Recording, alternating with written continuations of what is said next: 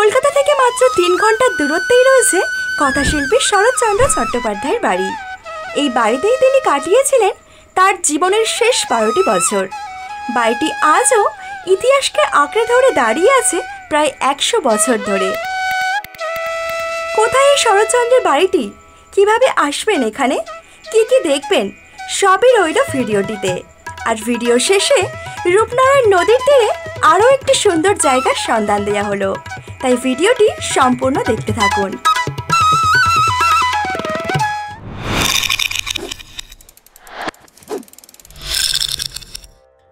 পশ্চিমবঙ্গের হাওড়া জেলায় শামতাবিরে গ্রামেই রয়েছে শরৎচন্দ্রের এই বসত বাড়িটি। এই বাড়িতে বসবাস করতেন শরৎচন্দ্র চট্টোপাধ্যায় ও তার দ্বিতীয় পক্ষের স্ত্রী হিরণময়ী দেবী এবং তার ভাই স্বামী বেদানন্দ। এবার বলি কিভাবে আসবেন এখানে। কলকাতা থেকে সাহিত্যিকের এই বসত বাড়িটির দূরত্ব প্রায় 60 কিলোমিটার। যদি হাওড়া থেকে ট্রেনে আসেন তাহলে মেছেদা মেদিনীপুরগামী কোনো ট্রেনে উঠে পড়ুন আর পৌঁছে যান দেউলটি স্টেশনে।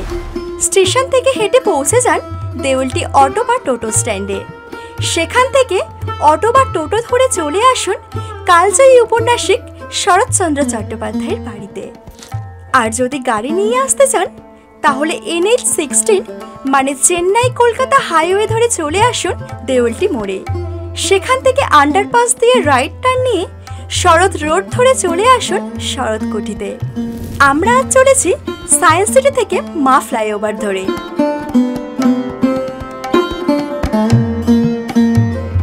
একটু সকাল সকালই আমরা বেরিয়েছি, কারণ আমরা আজ সন্ধ্যের মধ্যেই বাড়ি ফিরব।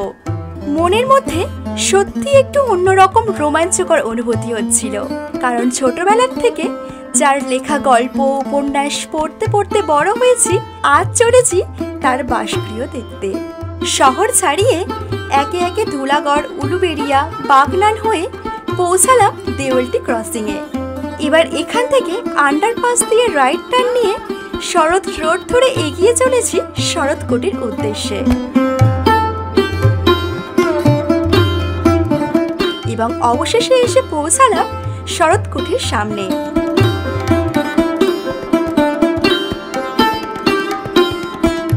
এখানে পার্কিংয়েরও সুব্যবস্থা রয়েছে। চলুন আপনাদেরকে নিয়ে যাই শরৎচন্দ্রের এই বাসগৃহে, শরৎ স্মৃতি মন্দিরে। বাড়িটির ফটকে লেখা আছে, সংসারে যারা শুধুই দিলে কিন্তু পেলে না কিছুই, যারা দুর্বল উৎপীড়িত মানুষ হয়েও মানুষ যাদের চোখের জলের কখনো হিসেব নিল না, নিরুপায় দুঃখময় জীবনে যারা কোনোদিনও ভেবেই পেলে না সমস্ত থেকেও কেন তাদের কিছুতেই অধিকার নেই, তাদের এই বেদনাই দিল আমার মুখ খুলে। তারাই পাঠালো আমাকে মানুষের কাছে মানুষের নালিশ জানাতে। বার্নি স্টাইলে বানানো দোতলা বাড়িটির সর্বত্রই ছড়িয়ে আছে তার স্মৃতি। ধানের গোলা, কাঠের বারান্দা, ঘড়ি, আয়না, বুক সেলফ সব কিছুই সংরক্ষিত আছে শামতাবিরের এই বাড়িটিতে। বাড়িটিকে ঘিরে রেখেছে বাগান, পুকুর আর পাশ দিয়ে বয়ে চলা রূপনারায়ণ নদী। সেকালের এই রূপনারায়ণ নদীটি বাড়ির পাশ দিয়েই বয়ে যেত। বাড়িটিতে এখনো যেন একটা নিস্তব্ধ শান্তির পরিবেশ ছেয়ে আছে। এই বাড়িটিতে বসে তিনি রচনা করেছিলেন অভাগীর স্বর্গ, বামনের মেয়ে, পল্লী সমাজ, শ্রীকান্তের চতুর্থ পর্ব এবং মহেশের মতো কালজয়ী ছোট গল্প ও উপন্যাস। শামতাবিরের সবুজে ঘেরা এই গ্রামে শরৎচন্দ্রের গৃহ নির্মাণের পেছনেও একটি ছোট্ট ইতিহাস আছে। চলুন এই ইতিহাসটি জেনে নিই এই বাড়ির রক্ষণাবেক্ষণে থাকা দুলাল দাদুর মুখ থেকে। জন্মেছিলেন দেবানন্দপুর, হুগলি। পড়াশোনা করেছিলেন মামার বাড়ি বিহার ভাগলপুর। ভাগলপুর থেকে উনি চাকরি করতে চলে গেছিলেন বার্মা। শরৎচন্দ্র প্রথম পক্ষে বিয়ে করেছিলেন বার্মা, শান্তি দেবী নাম ছিল।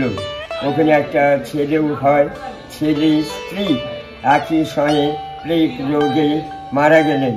মারা যাওয়ার পর বার্মাতে লিখলেন অভয়া শ্রীকান্ত পথের দাবি। পথের দাবি ইংরেজ গভর্নমেন্ট ব্যান করলো। পথের দাবি সব্যসাচী হচ্ছে রাসবিহারী বসু, যার দুহাত সমান চলে। তারপরে ওখান থেকে চলে এলেন ভাড়া বাড়ি হাওড়া বাজি শিবপুর, বিকে পাল স্কুল অলকা সিনেমার পেছনে।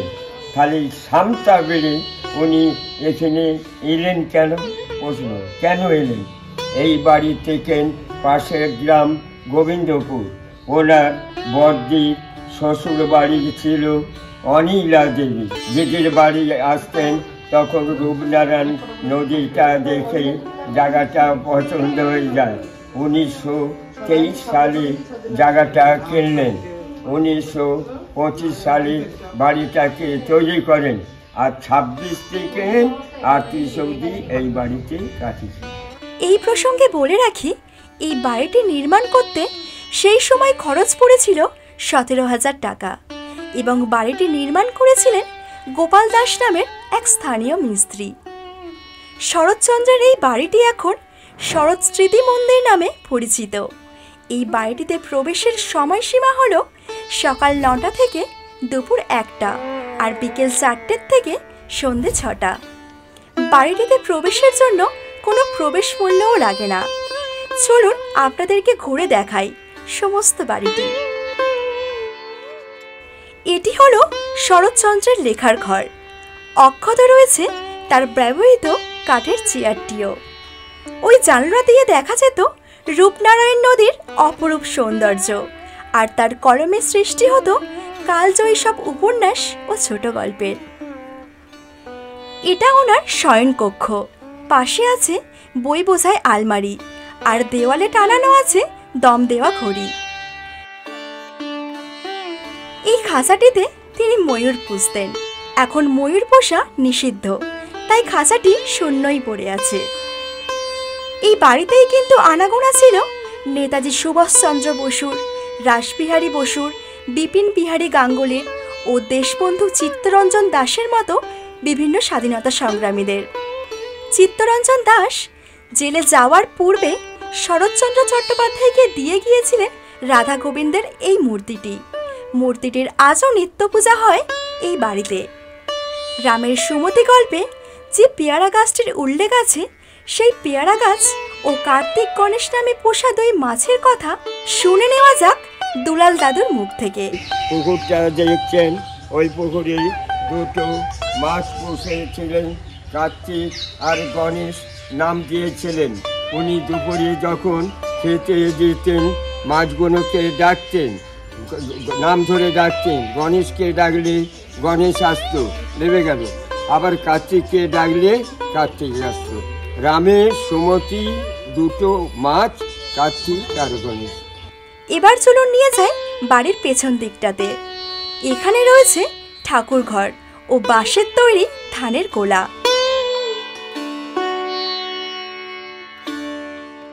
এবার সিঁড়ি দিয়ে উপরে উঠে আসলে দেখা যাবে 2টি ঘরে বেশ কিছু আসবাবপত্র ও বিছানা। আর এখান থেকেই কিন্তু রূপনারায়ণ নদীটি এখনো চোখে পড়ে। বাড়ির বাইরের বাগানে রয়েছে শরৎচন্দ্র চট্টোপাধ্যায়, স্ত্রী হিরণময়ী দেবী ও ভাই বেদানন্দের সমাধি। এবার চলুন আপনাদেরকে রূপনারায়ণ নদীর পাশ থেকে ঘুরিয়ে নিয়ে আসি। নদীর পাড়টা কিন্তু বেশ মনোরম, রয়েছে বেশ কিছু বসার জায়গাও, আর মুখরোচক খাবারের কিছু স্টলও।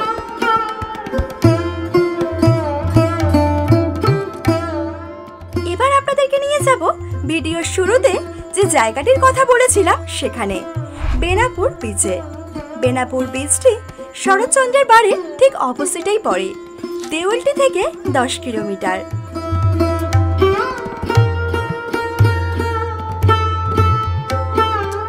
দুপাশে সবুজ গাছে ঘেরা রাস্তা দিয়ে আমরা এখন চলেছি বেনাপুরের উদ্দেশ্যে। সবুজ মাঠ আর রূপনারায়ণ নদীর বুকে সূর্যের আলোর ঝিকিমিকি মন্দ লাগবে না। শরৎচন্দ্রের বাড়ি দেখার পর এখানে বিকেলের বেশ কিছু সময় কাটিয়ে যেতেই পারেন। গাছের ছায়াতে বসে নৌকার আনাগোনা দেখতে দেখতে সময়টা বেশ কেটে যাবে। তবে এখানের একটি খারাপ দিক হলো সবুজ মাঠ জুড়ে যত্রতত্র প্রচুর প্লাস্টিক জাতীয় জিনিস পড়ে, যা বেনাপুর বীচের সৌন্দর্য একটু হলেও নষ্ট করে দিয়েছে। আপনাদের কাছে অনুরোধ রইল প্লাস্টিক জাতীয় দ্রব্যের ব্যবহার বন্ধ করার জন্য। সূর্য অস্ত যাওয়ার পথে, পাখিরাও কলরব করতে করতে বাসায় ফিরেছে। এবার আমাদেরও ফিরে যেতে হবে বাড়ির পথে। সেই সাথে ভিডিওটি ভালো লাগলে আমাদের কমেন্ট বক্সে অবশ্যই জানাবেন। Thank you for watching.